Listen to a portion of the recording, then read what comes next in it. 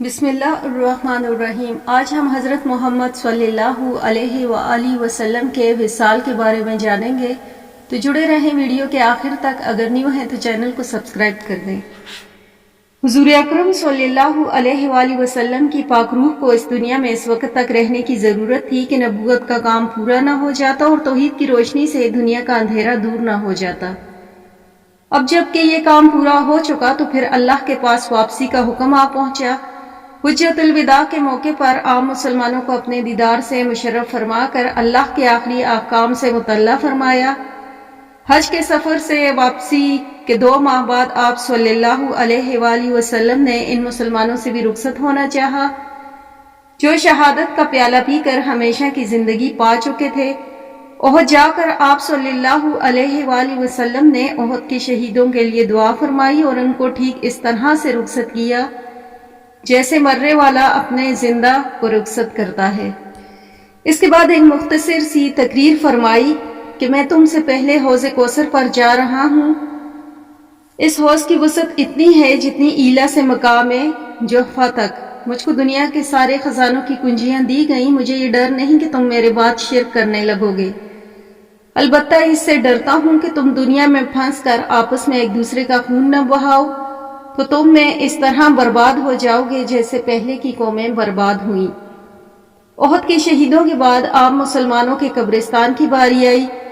011 ہجری کی کسی درمیانی تاریخ میں آدھی رات کو آپ صلی اللہ علیہ وآلہ وسلم مسلمانوں کے عام قبرستان جس کا نام جنت البقیع ہے تشریف لے گئے اور ان کے لیے دعا فرمائی۔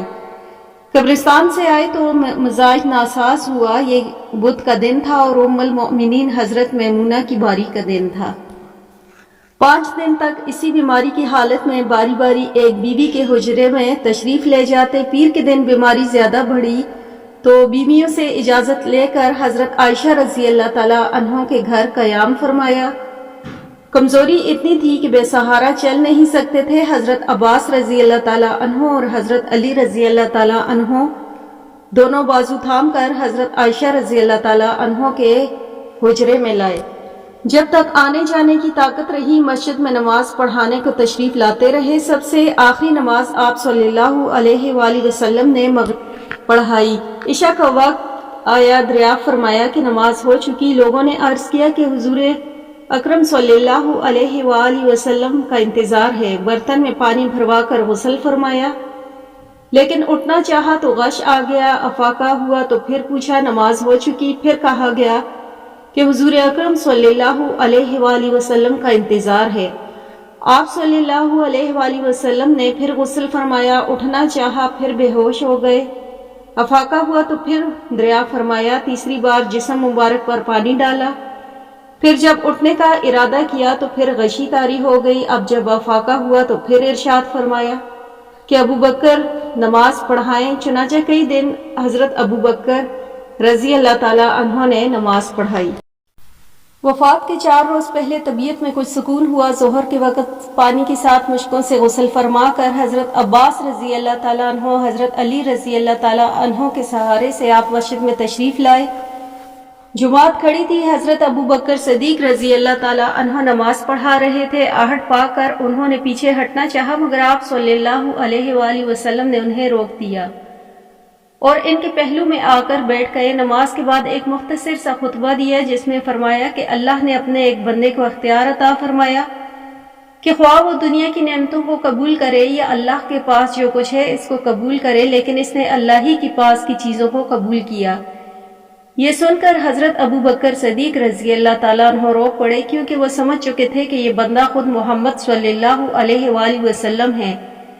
انصار کی وفاداری کا خیال فرما کر ان کی نسبت فرمایا کہ عام مسلمان بڑھتے جائیں گے لیکن انصار اس طرح سے کم ہو کر رہ جائیں گے جیسے کھانے میں نمک۔ مسلمانوں وہ اپنا کام کر چکے، اب تمہیں اپنا کام کرنا ہے۔ وہ میرے جسم میں وہ منزلہ میدہ کے ہیں۔ میرے بعد جو اسلام کے کاموں کو اپنے ہاتھ میں لے میں اس کو وصیحت کرتا ہوں کہ وہ ان کے ساتھ نیک سلوک کریں۔ شرک کا بڑا ذریعہ یہ تھا کہ لوگ پیغمبروں کی نسبت شریعت سے بڑھ کر عقیدت کا اظہار کرنے لگتے تھے، ان کو شریعت کا حاکم متعلق سمجھتے تھے۔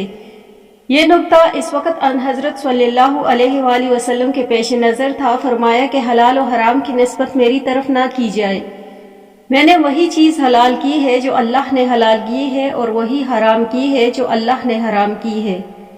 اسلام کی تعلیم کے مطابق عمل کے بغیر حسب و نسب کوئی چیز نہیں، یہاں تک کہ خود رسول اللہ صلی اللہ علیہ وآلہ وسلم کے اختیار میں بھی نہیں۔ پھر فرمایا کہ اے پیغمبر اللہ کی بیٹی فاطمہ رضی اللہ تعالیٰ عنہ اور اے پیغمبر اللہ کی بیٹی صفیہ رضی اللہ تعالیٰ عنہ، اللہ کے ہاں کے لیے کچھ کر لو، میں تمہیں نہیں بچا سکتا۔ خطبے سے فارغ ہو کر حضرت عائشہ رضی اللہ تعالیٰ عنہ کے حجرے میں تشریف لائے۔ یہودیوں اور عیسائیوں نے پیغمبروں، بزرگوں کے مزاروں اور یادگاروں کی تعظیم کی۔ جو مبالغہ کیا تھا وہ بت پرستی کی حد تک پہنچ گیا تھا۔ حضور انور صلی اللہ علیہ وآلہ وسلم کی نظر کے سامنے اس وقت مسلمانوں کی صورتحال تھی کہ وہ میرے بعد میری قبر یا یادگاروں کے ساتھ کہیں یہ نہ کریں۔ اتفاق سے حضور اکرم صلی اللہ علیہ وآلہ وسلم کی بیویوں نے جنہیں حبشہ کے سفر میں عیسائی گرجوں کو دیکھا تھا، ان کے مجسموں اور بتوں کا تذکرہ کی۔ آپ صلی اللہ علیہ وآلہ وسلم نے فرمایا کہ ان لوگوں میں جب کوئی نیک آدمی مر جاتا ہے تو اس کی قبروں کو مقبرہ یا عبادت گاہ بنا لیتے ہیں اور اس کا بت بنا کر اس میں کھڑا کر دیتے ہیں۔ ایسا کرنے والے قیامت کے دن بہت برے ٹھہریں گے۔ عین بے چینی کی حالت میں جب کبھی چادر منہ پر ڈال لیتے اور کبھی گھبرا کر الٹ دیتے۔ آہستہ سے یہ فرمایا کہ یہود اور انصار پر اللہ کی لعنت ہو کہ انہوں نے اپنے پیغمبروں کی قبروں کو عبادت گاہ بنا لیا ہے۔ اسی حالت میں یاد آیا کہ حضرت عائشہ رضی اللہ تعالیٰ عنہ کے پاس کچھ اشرفیاں رکھوائی تھیں۔ دریافت فرمایا کہ عائشہ وہ اشرفیاں کہاں ہیں؟ کیا محمد صلی اللہ علیہ وآلہ وسلم اللہ سے بدگماں ہو کر ملے گا؟ جاؤ ان کو اللہ کی راہ میں خیرات کر دو۔ مرض میں زیادتی اور کمی ہوتی رہتی تھی۔ جس دن وفات ہوئی یعنی پیر کے دن بظاہر طبیعت سازگار تھی۔ حجرہ مبارک مسجد سے ملا ہوا تھا۔ آپ صلی اللہ علیہ وآلہ وسلم نے صبح کے وقت پردہ اٹھا کر دیکھا تو لوگ نماز میں مشغول تھے۔ دیکھ کر مسکرا دیے کہ اللہ کی زمین میں آخر وہ گروہ پیدا ہو گیا ہے جو رسول اللہ صلی اللہ علیہ وآلہ وسلم کی تعلیم کا نمونہ بن کر اللہ کی راہ میں لگا ہوا ہے۔ لوگوں نے آہٹ پا کر خیال کیا کہ آپ صلی اللہ علیہ وآلہ وسلم باہر آنا چاہتے ہیں۔ خوشی سے لوگ بے قابو ہو چلے تھے اور قریب تھا کہ نمازیں ٹوٹ جائیں۔ حضرت ابو بکر صدیق رضی اللہ تعالیٰ عنہ جو امام تھے چاہا کہ ہٹ جائیں، لیکن آپ صلی اللہ علیہ وآلہ وسلم نے اشارے سے روکا اور حجرے کے اندر ہو کر پردہ چھوڑ دیا۔ کمزوری اتنی تھی کہ آپ صلی اللہ علیہ وآلہ وسلم پردے کو بھی اچھی طرح نہ چھوڑ سکے۔ یہ سب سے آخری موقع تھا جس میں عام مسلمانوں نے حضور اکرم صلی اللہ علیہ وآلہ وسلم کو ان کی زندگی میں دیکھا۔ دن جیسے جیسے بڑھتا جاتا تھا آپ صلی اللہ علیہ وآلہ وسلم پر غشی طاری ہو رہی تھی۔ حضرت فاطمہ رضی اللہ تعالیٰ عنہ دیکھ کر بولی کہ ہائے میرے باپ کی بے چینی۔ آپ صلی اللہ علیہ وآلہ وسلم نے فرمایا تمہارا باپ آج کے بعد پھر بے چین نہ ہوگا۔ سپہر تھی، سینے میں سانس کی گھڑگھڑاہٹ محسوس ہو رہی تھی۔ اتنے میں مبارک ہونٹ ہلے تو لوگوں نے آپ صلی اللہ علیہ وآلہ وسلم کو یہ کہتے سنا کہ نماز اور غلاموں سے نیک برتاؤ۔ اتنے میں ہاتھ اٹھا کر انگلی سے اشارہ کیا اور 3 دفعہ فرمایا کہ بل الرفیق الاعلی، اب کوئی اور نہیں، وہی سب سے بڑھ کر ساتھی چاہیے۔ یہ کہتے کہتے ہاتھ لٹک گئے اور روح پاک عالم اقدس میں پہنچ گئی۔ اللہم صلی وسلم علیہ وعلی آلہ واصحابہ اجمعین۔ مدینے کی گلیوں میں جانثاروں کے رونے کی آوازیں آنے لگی۔ ان کی آنکھوں کی دنیا اندھیری ہو گئی۔ مسجد نبوی میں کہرام مچ گیا۔ حضرت رضی اللہ تعالیٰ عنہ نے تلوار نکالی کہ جو یہ کہے گا کہ محمد صلی اللہ علیہ وآلہ وسلم نے وفات پائی میں اس کا سر اڑا دوں گا۔ حضرت ابو بکر صدیق رضی اللہ تعالیٰ عنہ آئے اور حضرت عمر رضی اللہ تعالیٰ عنہ کی اس حالت کو دیکھا تو سیدھے منبر نبی صلی اللہ علیہ وآلہ وسلم کی طرف رخ کیا اور یہ تقریر فرمائی کہ لوگوں، اگر کوئی محمد کو پوچھتا تھا تو محمد تو اس دنیا سے تشریف لے گئے، اور اگر کوئی محمد کے رب کو پوچھتا ہے تو وہ ہے، اس کو موت نہیں۔ پھر یہ آیت تلاوت فرمائی اور محمد صلی اللہ علیہ وآلہ وسلم تو اللہ کے رسول صلی اللہ علیہ وآلہ وسلم ہیں، ان سے پہلے بہت سے نبی گزر چکے، کیا اگر وہ وفات پا جائیں یا اللہ کی راہ میں مارے جائیں تو کیا تم اپنے پچھلے پاؤں اسلام سے لوٹ جاؤ گے؟ اور جو کوئی لوٹ جائے گا وہ اللہ کا کچھ نہیں بگاڑ پائے گا، اور اللہ اس نعمت کی قدر جاننے والوں کو جزائے خیر دے گا۔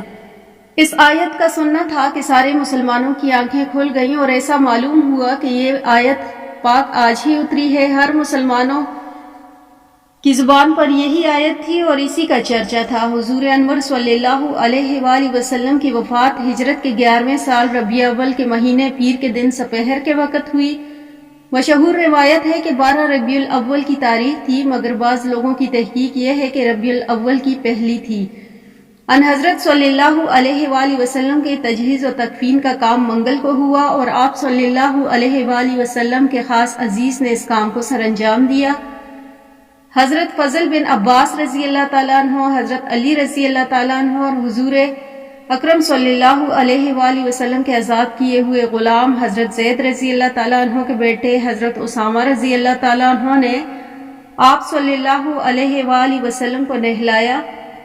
حضرت عباس رضی اللہ تعالیٰ عنہ بھی موجود تھے۔ حضرت عائشہ رضی اللہ تعالیٰ عنہ کے جس حجرے میں آپ صلی اللہ علیہ وآلہ وسلم نے وفات پائی، وہیں آپ صلی اللہ علیہ وآلہ وسلم کو دفن کیا گیا اور اس لیے یہ حجرہ آج کے دن تک روضہ نبوی کے نام سے مشہور ہے۔